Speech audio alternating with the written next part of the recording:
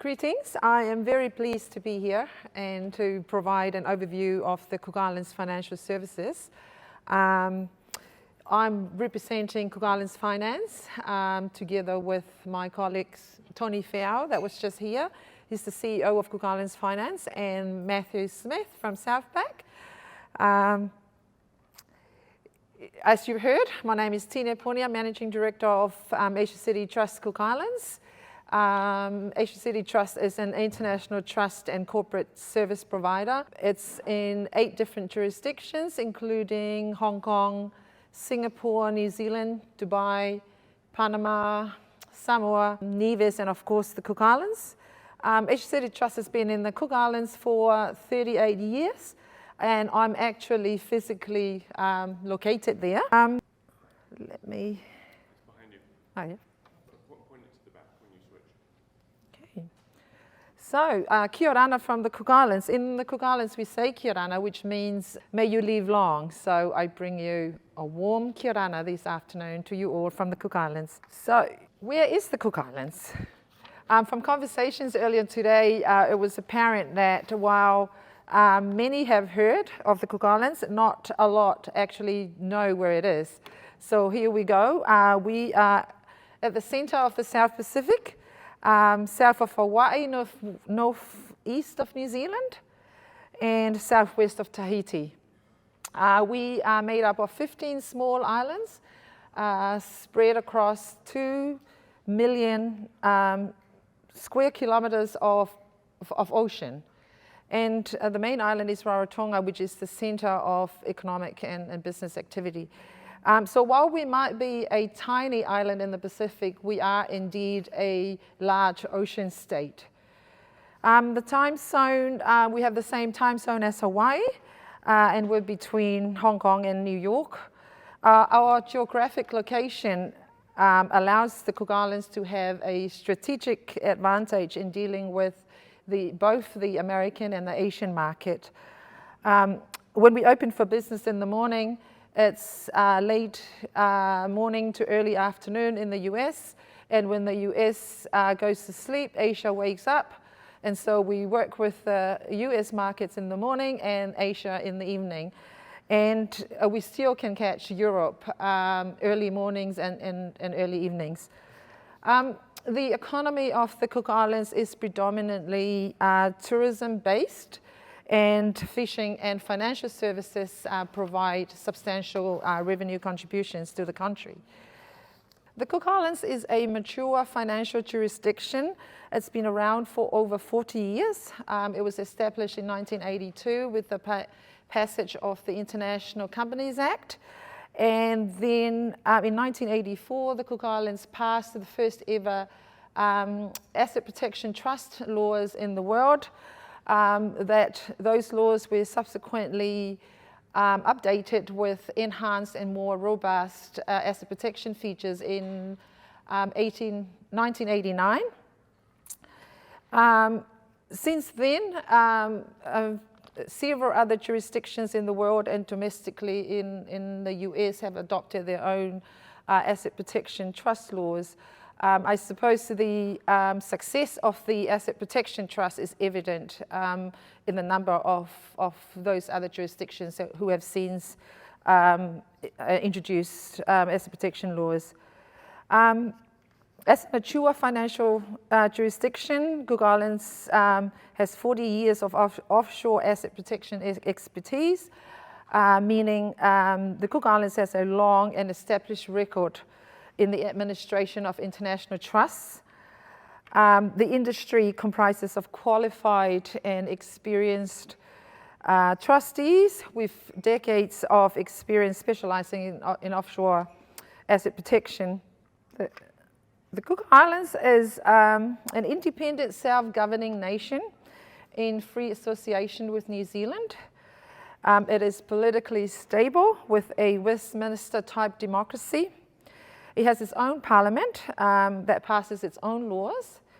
It has a strong judicial system based on the English common law, and has a strong, stable, and competent judiciary made up of New Zealand judges, and its highest court of appeal is the Privy Council. The Cook Islands uses the New Zealand currency as its, the New Zealand dollar as its functional currency, and English is well spoken in the Cook Islands. In terms of regulatory and international recognition, the Cook Islands has a robust regulatory framework, and the financial services industry is regulated by the Financial Services Commission. We are well regarded internationally with an outstanding FATF mutual evaluation report, and the Cook Islands does not feature on the EU or the OECD blacklists. Also, the Cook Islands has implemented FACTA and CRS into its laws. In terms of privacy laws, the Cook Islands has very strong privacy provisions within its asset protection legislations. There are no public registers of beneficial owners, and it's an offence to disclose information unless authorised under very limited circumstances. So there, other than the Asset Protection Trust, which is the Cook Islands flagship product, there are other offshore asset protection options available. In the interest of time, I'm just going to quickly run through them. I will come back to the International Relationship Property Trust later, but the first one there is Cook Islands Limited Liability Companies, or LLC. The main asset protection feature of the LLC is the fact that the sole remedy available is a charging order against members' interests in the LLC. Charging order only entitles the creditor to receive any distributions of income or capital from the LLC if and when a distribution is made, but it does not entitle the creditor to force a distribution to be made from the LLC. Then we have Cook Islands Foundations, which enjoys the same asset protection features as the trust under Cook Islands law, but it's a legal entity similar to a company, and it's an entity that is more attractive to civil law jurisdictions. Then we have international companies, which can be utilized as private trust companies, and that is a flexible option for clients who want to maintain control over their trust structures, and a client can become a director of the PTC and therefore has control over the management of the trust.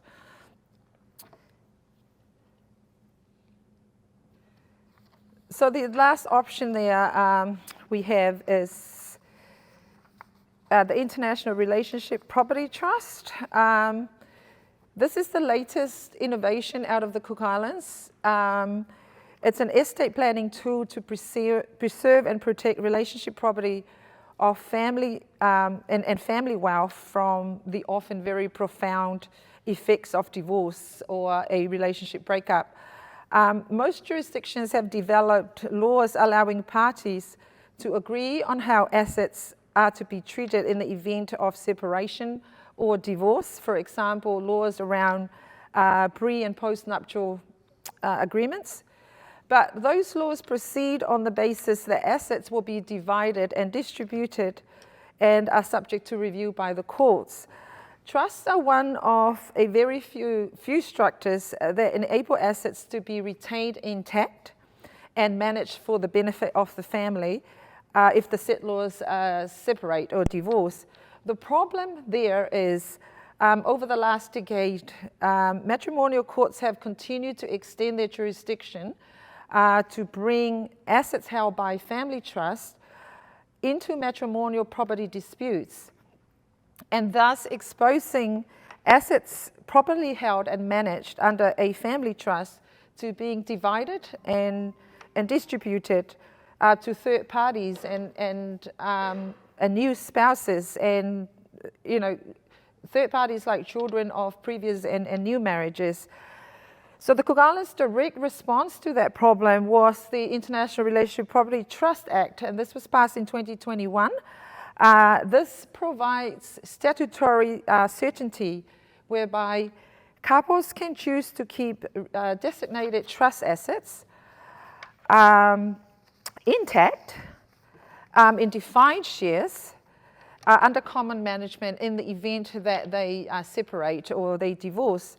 And the IRPT Act restricts the recognition of judgments of foreign courts from interfering with that principle of keeping the family wealth intact in the event of a divorce.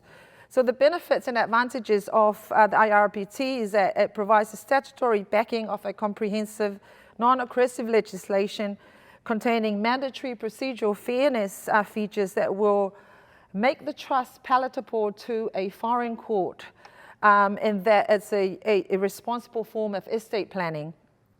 It provides statutory certainty and reduces the risk of the value of the family wealth being depleted due to things like fire sale of assets to satisfy a court order for the division of property when there's a divorce. It also reduces the risk of the family wealth ending up in the hands of third parties, like I mentioned earlier, new spouses and children of previous and new marriages. And it reduces the risk of a stressful, costly, lengthy and destructive litigation over the division of property in the event of a divorce. It also reduces the complexity of conflicts of law issues for cross-border families with footprints in multiple jurisdictions. So on that note, I will leave it there. I can see my time is up, but please come and see myself or Tine or Matthew if you have any questions about the Cook Islands Financial Services and our product offering.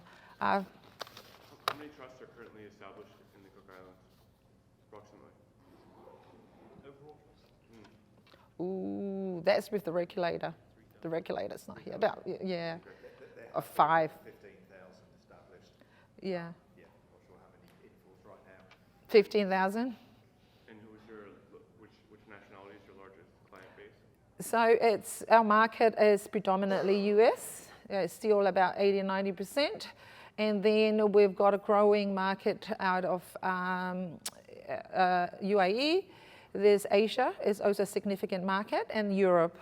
I deal a lot with Italians, UK, yeah, and also Spanish. Yeah, but the US by far is our main market. Thank you. All right, thank you.